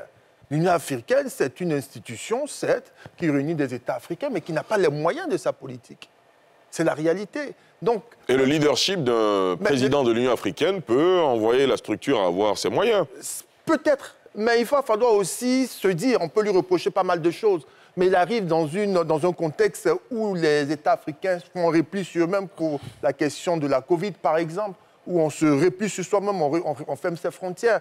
Il y a aussi les conflits où les uns et les autres contestent les frontières. Il y a des tensions un peu partout et il n'a pas forcément les moyens de pouvoir s'en sortir. Lorsqu'on lui reproche le fait qu'il aille voir Vladimir Poutine afin qu'on puisse avoir la possibilité d'être approvisionné en blé, que pouvait-il faire d'autre entre-temps? Il fallait régler une situation là, pertinente, là, sur le moment, avant que de penser à se projeter. Encore que dans la démarche de projection générale ou globale de l'économie africaine, la ZLECAf n'est pas encore opérationnelle. Donc moi, je n'ai pas grand-chose à dire, juste dire que ça lui a permis de pouvoir rayonner en tant que président africain. Ça a permis de mettre le Sénégal à un certain niveau, c'est intéressant. Mais d'un point de vue général, il est à l'image, sa présidence et son leadership est à l'image de l'institution qu'il a eu à présider. Monsieur, autre son de cloche sur le cas Macky Sall, oui, je pense que c'est pas, je suis d'accord avec Dr Landry, ce n'est pas la personnalité de Macky Sall qui est aujourd'hui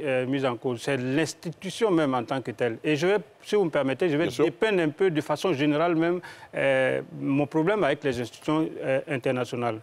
Vous voyez, après la Deuxième Guerre mondiale, on a mis en place la Société des Nations, devenue plus tard l'ONU. C'est cela. Dans le principe vous nous ramenez très loin dans l'histoire. Voilà, je vous le dis. Mais on a constaté qu'après, qu'est-ce qui s'est passé? C'est-à-dire, l'ONU s'est approprié le front libéral, c'est-à-dire le bloc libéral, et a commencé à diaboliser les restes de l'autre front communiste et social, comme la Chine et puis les États-Unis, et comme la Russie, le bloc soviétique. Et du coup, l'Union africaine ou la CEDEAO s'est alignée dans cette logique et n'a pas produit concrètement un contenu conséquent, un contenu différent de ce que l'ONU nous a donné de voir en restant figé dans le bloc occidental, en diabolisant tout ce qui est autre réforme, alors que l'UA avait la possibilité de proposer un contenu conséquent.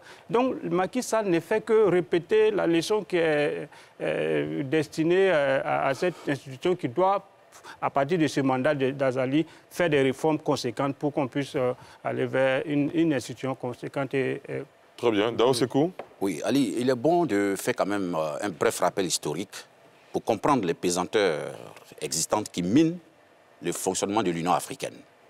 Tout commence en 1963, lorsque 32 chefs d'État, sous l'impulsion du Ghanéen Kwame Nkrumah, se réunissent pour penser la création de l'Organisation de l'Unité africaine, qu'on appelle l'OUA, dont l'objectif était de lutter, de mettre en avant l'Afrique, de mettre en avant l'Union africaine, la solidarité entre les Africains. On sortait de la colonisation, donc cette organisation venait à point nommé pour permettre le processus de décolonisation. Mais qu'est-ce qui s'est passé? Malheureusement, les colons, les forces coloniales existantes, ont créé des clivages au sein de l'OUA qui ont empêché la très belle idée du début de prendre forme. Donc les chefs d'État qui étaient dans cette union-là n'ont pas pu véritablement mettre à profit leur bonne idée qui était de lutter contre les coups d'État et de créer les conditions du bien-être des pays membres. C'est dans ce contexte qu'en 1999, les gens se réunissent à Sirte, la délégation de Sirte, pour penser le projet de création de l'Union africaine sous le colonel paix à son âme, Muammar Kadhafi, dont l'objectif était quoi? De recréer, ayant constaté que l'OUA était pratiquement à faune et à tonne, ils ont décidé de mettre sur pied l'Union africaine pour permettre aux Africains de prendre leur destin en main en faisant la promotion des pays africains eux-mêmes. Bon, et en 2002, l'Union africaine a vu le jour. Mais qu'est-ce qui se passe? On constate aujourd'hui que la guerre froide n'existe plus, mais les deux blocs existent de façon sibylline. Oui. On a le bloc occidental et le bloc russe aujourd'hui au sein de l'Union africaine. Dans un tel contexte, il est difficile de faire chemin ensemble. Il y a certains qui rament à contre-courant de la vision principale même de l'Union africaine. Parce que chacun, à son sein, préserve ses intérêts par rapport à leur mandat.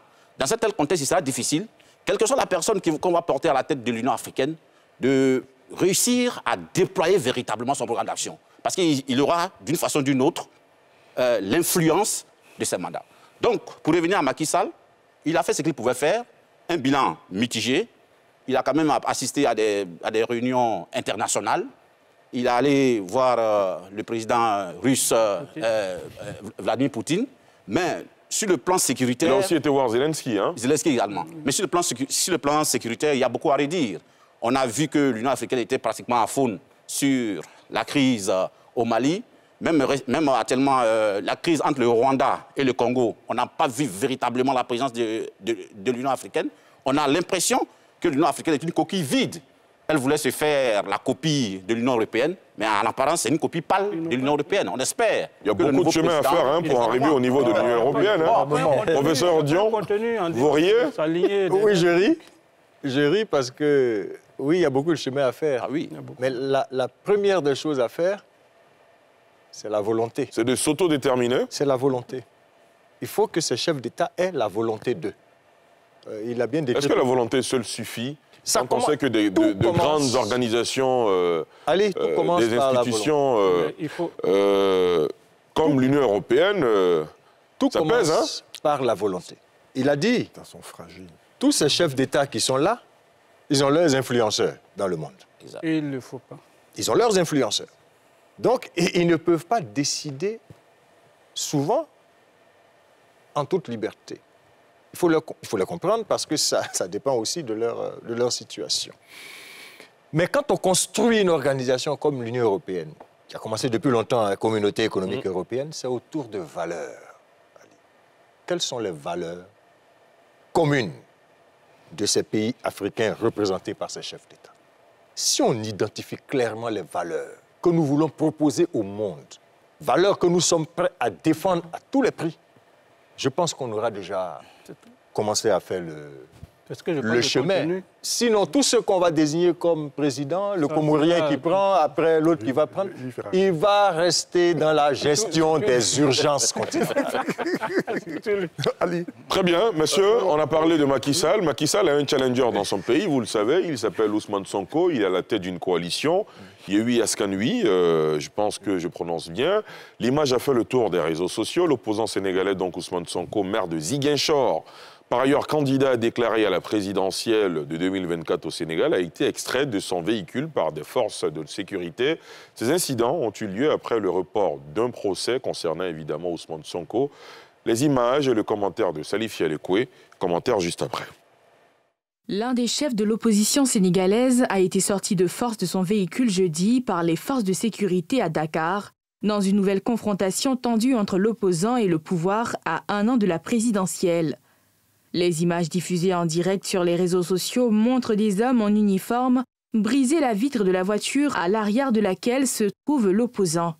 Face à son refus de sortir, ils actionnent de l'extérieur l'ouverture de la portière et l'extraient en le tirant par le bras. Cette scène s'est produite dans un climat de tension grandissante à un an de la présidentielle, dans un pays réputé pour sa stabilité dans une région troublée. Elle a eu lieu où Ousmane Sonko a comparu devant le tribunal dans une affaire dont pourrait dépendre sa candidature à la présidentielle. Les forces de l'ordre déployées en nombre autour du tribunal dans le centre de la capitale ont lancé des grenades lacrymogènes contre une centaine de partisans de l'opposant qui voulaient suivre le procès. Les jeunes se sont provisoirement dispersés dans les rues adjacentes. Ce nouveau rendez-vous avec la justice pour M. Sonko, troisième à la présidentielle de 2019 et candidat déclaré à celle de 2024, a donné lieu à un important dispositif policier, comme à chaque fois qu'il a été convoqué depuis 2 ans. Le maire de Ziguinchor crie pour sa part au complot destiné à l'écarter de la présidentielle et à l'instrumentalisation de la justice par le pouvoir du président Macky Sall. Il a réagi à travers une vidéo postée via les réseaux sociaux. Les prochaines élections présidentielles ont été fixées au 25 février 2024. Pour l'heure, le président actuel Macky Sall ne s'est pas prononcé sur sa participation ou non à cette échéance. Monsieur, après d'un an de ce scrutin présidentiel aux enjeux multiples dans ce pays frère qu'est le Sénégal, cet incident suscite beaucoup d'indignation. Réaction, commentaire, analyse, Landry Couillot? Déjà, il faut situer ou présenter les acteurs. Macky Sall, président de la République sénégalaise, a pour lui une partie de la classe politique de l'intelligentsia sénégalaise qui lui propose un nouveau mandat, qui serait le 3e, avec tout l'argumentaire intellectuel et juridique qui va avec. Mais il a en face de lui un véritable challenger. Il a en face de lui quelqu'un. Il a en face de lui quelqu'un qui, il y a 10 ans, n'existait nulle part, mais qui n'était qu'un simple fonctionnaire des impôts, lequel a démontré depuis sa base en tant que fonctionnaire qu'il avait une vision très claire du pays qu'il veut gouverner.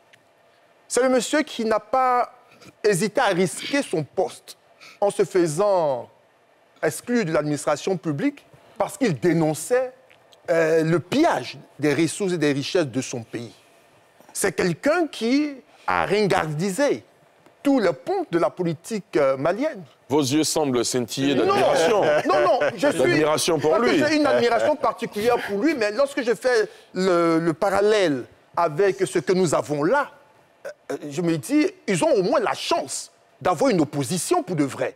Car c'est sous son leadership à lui que nous avons eu en juillet 2022 des résultats intéressants au niveau des législatives au Sénégal. Où le parti au pouvoir a été mis en difficulté. Absolument en difficulté, lorsqu'ici, on a plutôt une opposition qui est moribonde parce qu'inexistante et qui va jusqu'à adouber le candidat de l'opposition. Là, vous n'êtes pas un peu dur, non, là je dis tout simplement que... Vous allez fort, hein, ce soir. Non, j'ai dit les choses telles qu'elles sont. J'ai dit que le Sénégal a la chance de faire l'expérience de la démocratie. On peut reprocher à M. Sanko de pouvoir flirter avec le populisme et le radicalisme, c'est vrai. Mais il a au moins le mérite de construire une véritable opposition qui fait que nous pouvons espérer avoir une bataille politique et démocratique tout à fait admirable entre lui et M. Macky Sall à l'effet de pouvoir désigner le président de la République au Sénégal. Pour les scientifiques que nous sommes, nous disons ça c'est intéressant.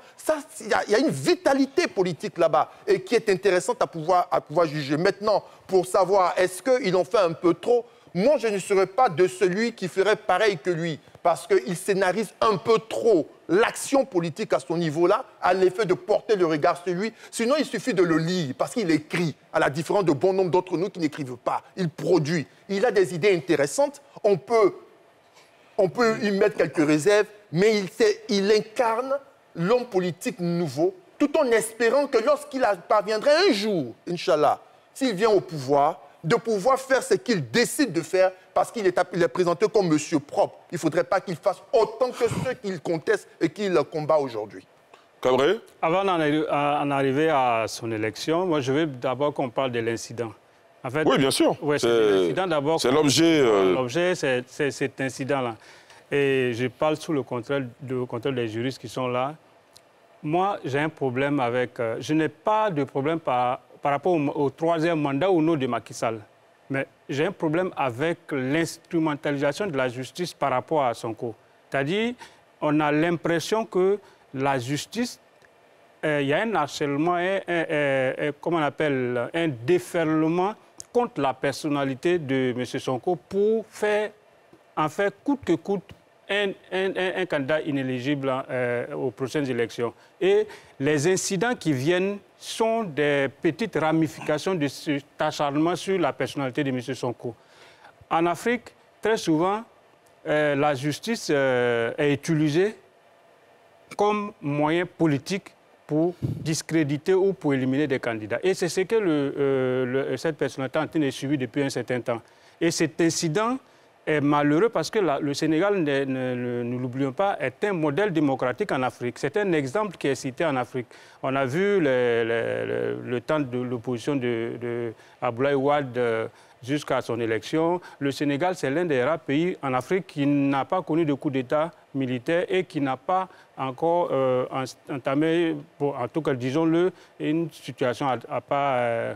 le Casamance, la situation, mais c'est géré. Il n'y a pas un pays qui a des conflits politiques, communautaires, militaires liés à la politique. Et aujourd'hui, on est en train de préparer... Quand vous dites harcèlement, D'un côté, on vous dit qu'il y a quand même des accusations graves à l'encontre d'Ousmane Sonko, notamment une accusation de viol. Tout à fait. Mais ce que je veux dire... Est-ce que parce qu'on est candidat à une présidentielle, finalement, même quand on est accusé de crimes comme un viol, on doit être exempt de reproches, la justice, la sécurité doit nous laisser faire, aller et venir. On ne peut pas être exempt de reproches quand on a des choses à se reprocher, c'est normal que la justice... Non, là encore, on n'a pas de preuve qu'il a des choses à se reprocher, mais la justice estime... Voilà, la justice fait son travail, là c'est normal. Mais est-ce que c'est ce que vous interprétez comme un harcèlement? Non, s'il n'avait pas manifesté ses ambitions politiques, on n'en serait pas là. Qu'est-ce que vous en savez?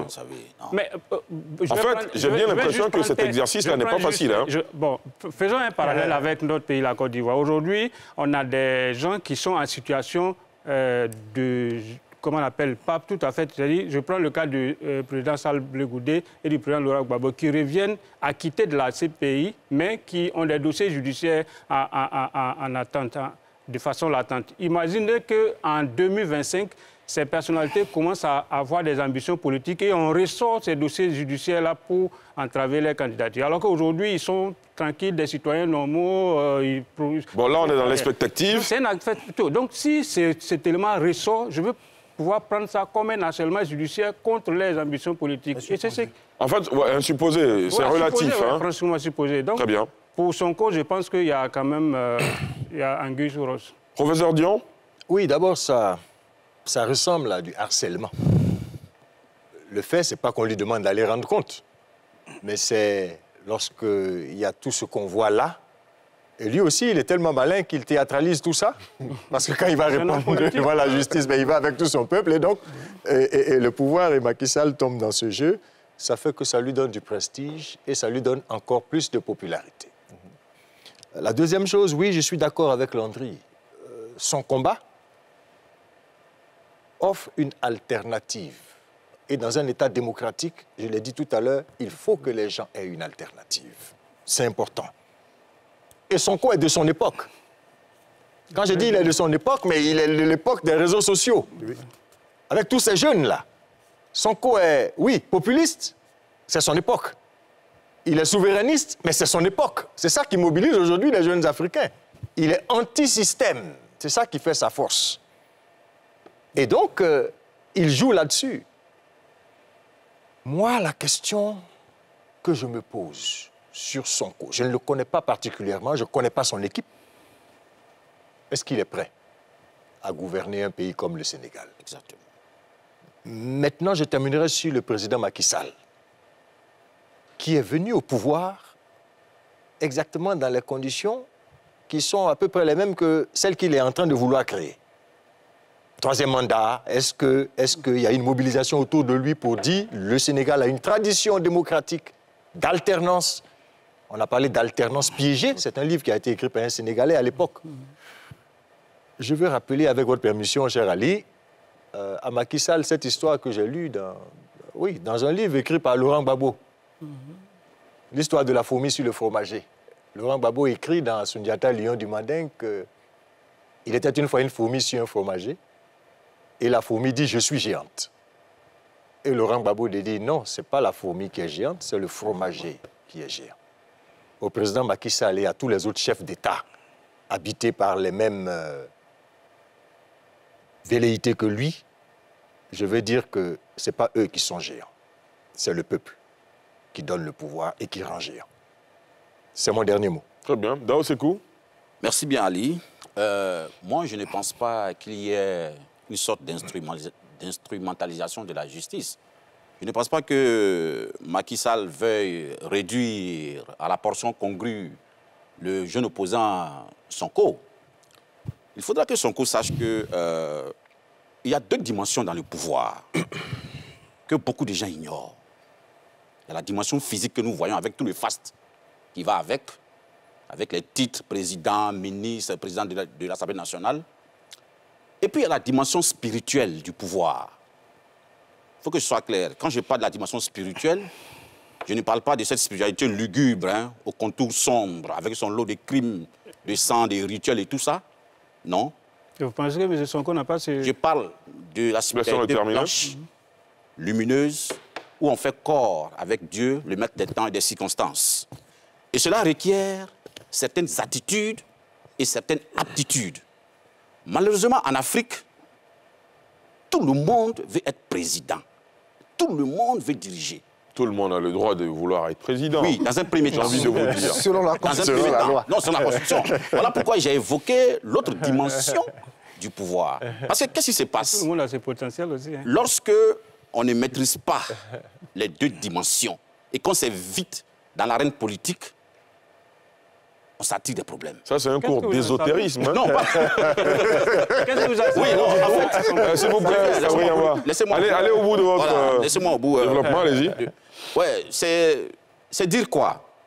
Il est bien d'avoir des ambitions, mais il faut que ces ambitions répondent à certaines aptitudes et attitudes. Je ne suis pas contre Sonko. Question cash. Est-ce que vous avez l'impression que l'ambition d'Ousmane Sonko ne répond pas aux aptitudes que vous définissez? Pour quelqu'un qui a envie de diriger un pays aussi fortement spiritualisé que le Sénégal, il me semble trop euphorique, trop jeune, à la limite même de la naïveté, pour diriger le Sénégal à l'heure actuelle. Est-ce que la jeunesse est un frein? Non, pas du tout. Est-ce que la fougue, la vigueur... Non, pas du tout. Mais tout à l'heure, vous l'avez signifié. Il a été entendu pour des problèmes de viol. Non. Et justement, en 2021. Et... Ce sont des allégations. Ce sont des allégations. Hein. Oui. Pour l'instant, la justice n'a pas encore prononcé son verdict. Hein. Non, je viens. Non, je n'ai rien contre Sonko. Mais j'ai dit, au-delà de Sonko, je parle de tous ceux qui aspirent à diriger. Voilà, Sonko n'est que l'élément sur lequel je m'appuie pour parler. Mais je dis que si on veut diriger, que ce soit un poste de président ou un poste de ministre, il faudrait qu'on ait ces valeurs en nous qui puissent nous permettre de mener à bien notre mission. Parce que le pouvoir, il y a deux dimensions. Une seule dimension ne suffit pas. Il faut avoir les deux pour pouvoir porter haut le flambeau du pouvoir. Sinon, on s'attire des soucis. Très bien. Docteur Bangali, je m'inscris en faux par rapport à cette analyse. Pour une simple raison, c'est que justement, le Sénégal, c'est le pays où, historiquement, disons que les référents religieux ont toujours pris le soin d'éviter de s'immiscer dans la politique. Alors, si quoique dans l'ombre, ils sont quoique peu influents dans l'ombre. Hein? Je vais en arriver. Si on partait de ce principe, Senghor, qui était catholique, n'aurait jamais pu diriger un pays qui était à 97% au moins mouride, donc musulman. Et puis au-delà de cela, à l'approche de chaque élection, il y a une pratique là-bas qu'on appelle le ndigel. Le ndigel, c'est une sorte de consigne de vote émis par le grand calife des mourides qui demeure à Touba, le cheikh Touba. Et donc quand il émet le ndigel qui est un édit, c'est une consigne de vote qui fait basculer automatiquement tout le collège électoral en faveur du candidat qui a bénéficié de ce ndigel-là. Et quand ça approche, chaque état-major politique fait le pied de grue à sa résidence à Touba en espérant avoir un signe symbolique venant de ce cheikh Touba-là en faveur de son candidat. À l'époque, on a appelé le président Abdoulaye Wade le président talibé parce qu'il s'est constitué disciple le plus humble de ce cheikh Touba pour espérer avoir ce ndigel en sa faveur. Mais à chaque fois, quand ces porte-paroles prennent la parole, ils disent que dans chaque état-major politique se trouvent des disciples du cheikh Touba. Donc, au nom de quoi il peut se prononcer en faveur d'un tel candidat ou un tel autre. Donc, je pense que justement, le Sénégal, c'est le pays où justement, vraiment le religieux prend le soin de ne pas s'immiscer dans le jeu politique. Au-delà de cela, concernant l'actualité, je pense que il y a un bras de fer clair entre le pouvoir et le principal opposant. Il y avait déjà eu des violences autour des déplacements au palais de justice de Ousmane Sonko, parce que chaque fois qu'il a été convoqué, il a invité son monde à l'escorter jusqu'au palais, au palais de justice. Et à plusieurs reprises, il y avait eu ces émeutes-là déjà par rapport à la première affaire avec Adji Sarr, qui avait entraîné 10 morts, parce qu'il y a eu des attroupements du même genre. Et c'est une deuxième affaire aujourd'hui qui est activée, ou en tout cas qui a cours contre lui. Et dans cette même affaire, il y a eu la même configuration. Il s'agissait pour le pouvoir surtout de signaler à Ousmane Sonko que malgré le fait que chaque fois qu'il va au tribunal, il se déplace avec sa foule de partisans, s'ils voulaient l'extirper de son véhicule, l'arrêter, ils avaient la latitude de le faire. Parce que quand le convoi a été bloqué, Le GIGN, qui était chargé d'escorter l'opposant à son domicile, avait la latitude de débloquer la voie. Au lieu de cela, ils ont choisi d'aller l'extirper. Donc, c'est une sorte de simulation. C'est une image, en tout cas pour moi, prémonitoire, qui parle très haut, qui signale que si nous voulons, malgré que chaque fois qu'il est convoqué, il vient avec son monde, si on veut l'arrêter, on peut le faire, et ils l'ont démontré en direct qu'ils pouvaient le faire. Et puis, au-delà de cela, pour finir sur ça, aujourd'hui, nous sommes à 1 an des élections présidentielles, et quand vous regardez aujourd'hui au Sénégal, il y a 2 tableaux. Le principal opposant aujourd'hui est en train de crouler sous les affaires judiciaires parce que c'est la 2e affaire. Et donc, au lieu d'être en ce moment en train de préparer avec son état-major de manière sereine la bataille électorale, parce qu'il faut installer les comités de campagne, il faut penser la stratégie d'approche du terrain, aujourd'hui, toute son attention est mobilisée par des affaires qui n'en finissent pas. Et en face, vous avez le président sortant qui est en tournée de pré-campagne, parce qu'il est en train de faire ce qu'ils appellent là-bas des tournées socio-économiques dans toutes les capitales de région. Il y a pratiquement 3 semaines, il était à Tambacounda, une capitale régionale, et il y a seulement 1 semaine, il était à Thiès. Et quand il arrive là, il fait des inaugurations, c'est bien, c'est vrai, mais au-delà de ça, ils font des conseils des ministres délocalisés, mais en plus, il annonce des investissements. À Thiès, il a annoncé pour 1500 milliards d'investissements sur la période allant de 2023 à 2025.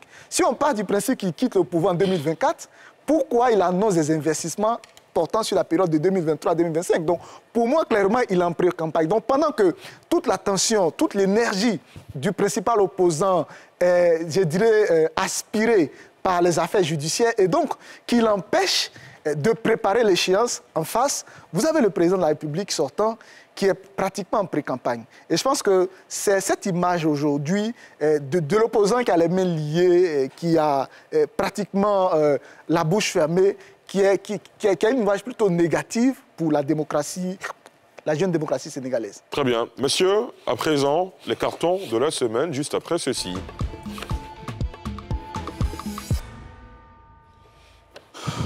Au pas de charge, nous allons courir donc pour attribuer les cartons. Professeur Dion, on commence avec vous. Ah oui? Alors, 2 cartons. Oui. Le carton vert que j'ai promis à Mawa S. Bakayoko. Une écrivaine ivoirienne. Qui a fêté sa décennie littéraire. Je lui avais promis ce carton. Eh bien, je le fais aujourd'hui. Elle le mérite bien, en tout cas. Félicitations à Mawa Bakayoko.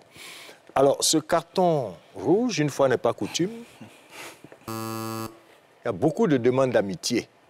Oui. Mais quand vous demandez l'amitié sur Facebook, il faut qu'on sache qui demande cette amitié. Trop d'anonymat. Mais quelle est l'identité de celui qui n'a pas d'identité, qui n'a pas de visage et qui n'a pas de nom? Je ne peux pas vous répondre. Et je ne peux pas accepter que vous rentrez chez moi, dans mon intimité, quand je ne sais pas qui vous êtes. Chez moi, à l'Ouest, on dit, quand on vous appelle, vous répondez « me voici ». Je leur demande de répondre pour que je puisse les faire entrer dans mon intimité. La leçon est bien rentrée. Merci, professeur Dion. Cabri, en bas. Oui, 2 cartons. Je vais commencer par le jaune. Attribué à qui? Le carton jaune attribué au Premier ministre burkinabé Apollinaire Kyelem de Tambela, qui, après une rencontre avec les patrons de presse, a estimé que, vu la situation de la guerre, le gouvernement ne peut pas continuer à accompagner financièrement cette institution, ces entités, parce que la priorité est réservée aux achats d'armes et de munitions pour combattre le terrorisme. Et je pense que la guerre se gagne avec les armes, mais plus avec la communication. Donc il n'y a pas de raison qu'on mette sous boisseau la presse pour privilégier la violence pour gagner une guerre. Très bien. Le vert pour qui? Le vert pour mon docteur... Professeur Dion. Professeur Dion Yodé. Je l'ai promis à mon styliste, modéliste, Saint-Jo, qui... En principe, pas de publicité, mais bon, vous l'avez déjà fait, vous l'avez glissé. À notre insu, on va faire comme si on n'a rien entendu, on n'a rien vu. Landry Couillot, très rapidement. Alors, très rapidement, je voudrais faire remarquer qu'il y a une communauté de fans de cette émission. Et tous les jours de la semaine, on en est interpellé. interpeller, ça fait vraiment plaisir parce que ce n'est pas notre personne. C'est qu'il y a des personnes qui s'organisent avant l'émission, ils font le débat parce qu'ils ont des sujets. Pendant l'émission, ils font le débat et même après l'émission, ils font le débat. C'est l'objectif ? L'objectif est réussi parce qu'enfin, il se dégage dans notre société une société où le débat, l'argumentaire devient le principal outil de prise de parole et d'action politique. Et je voudrais à ce titre-là féliciter M. Fofana, agent de sécurité, et que je rencontre tous les jours au plateau. Cher frère, merci pour cette initiative. Merci beaucoup. Dao Sekou, le vert, pour qui? Oui, pour le gouvernement ivoirien.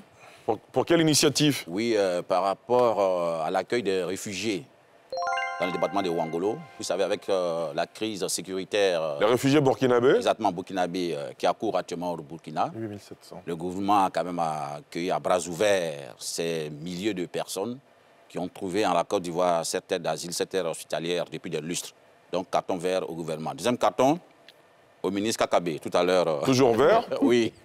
Landry, tout à l'heure... Ministre de la Réconciliation nationale? De la Réconciliation. Il faut dire que la tâche de réconcilier les Ivoiriens n'est pas une tâche aisée. Elle est très ardue. Et il faut quand même lui reconnaître que depuis qu'il est à la tête de ce ministère, il fait mains et pieds quand même pour réussir, tant bien que mal sa mission. Donc, carton vert. Mon dernier carton, c'est à tous les fans de cette émission. Il y en a beaucoup. Principalement à mon frère du côté de Yamoussoukro, Traoré Mamadou. Il se reconnaîtra. Carton vert pour ce dernier. Très bien, merci beaucoup. Docteur Bangali Ngoran. Oui, 2 cartons. Un carton, on commence par le plus mauvais, le carton rouge. C'est pas dans vos habitudes d'être méchant. mais comme ce sont des faits une fois n'est pas coutume, relativement graves, carton rouge aux obstructions qu'on a pu commenter, notamment à Kani contre le PPACI et son porte-parole. Je pense que ce sont des mauvais souvenirs qu'on devait pouvoir dépasser aujourd'hui. La Côte d'Ivoire doit démontrer qu'on a su tirer des leçons de notre passé. Et il faut reformer notre perception du jeu politique. Et si nous devons rester prisonniers de la conception ethniciste et régionaliste du jeu politique, c'est qu'on n'a rien appris des différentes contingences qu'il y a eu dans le pays et qui ont entraîné des morts. Alors, carton vert pour le gouvernement ivoirien, notamment pour l'intégration du FEMUA sur le budget de l'État de Côte d'Ivoire. Je pense que cette mesure-là va permettre de faire sortir un peu les événements culturels de leur dimension, je dirais, d'organisation à partir de la débrouillardise des initiateurs. Et ça va permettre aussi de créer toute une économie, on l'espère, autour de l'événement qui impliquera, au-delà des prestations artistiques au niveau d'Abidjan, qui sont en train de s'étendre vers les villes de l'intérieur, pouvoir créer aussi des intérêts liés à la restauration, des intérêts liés, bon, vraiment, qu'on puisse créer une économie, une industrie autour de cet événement-là, pourquoi pas un peu sur le modèle du Massa. On l'espère, on le souhaite. Vivement. Quand on verra vous, chers invités, professeur Simplicio Dédion, Cabré Yamba, Landry Couillot, Dao Sekou, docteur Bangali Ngoran, carton vert à tous nos téléspectateurs et internautes, carton vert à tous les amoureux de la liberté d'expression, amoureux du débat. Vous êtes avec nous nombreux tous les dimanches soirs. Comme le disait docteur Bangali Ngoran, dans ce pays, on a expérimenté la diabolisation, la méchanceté, on s'est montré de part et d'autre, on s'est regardé en chien de faïence. Il est temps de se parler, de s'écouter, de se comprendre pour l'avenir de ce pays. Merci de nous avoir suivis. Je vous souhaite de passer une excellente soirée sur la nouvelle chaîne ivoirienne. Rendez-vous dimanche prochain.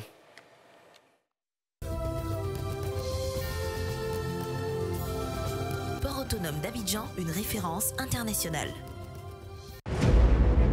Cette émission vous a été présentée par la SODEMI, la porte d'entrée du secteur minier ivoirien.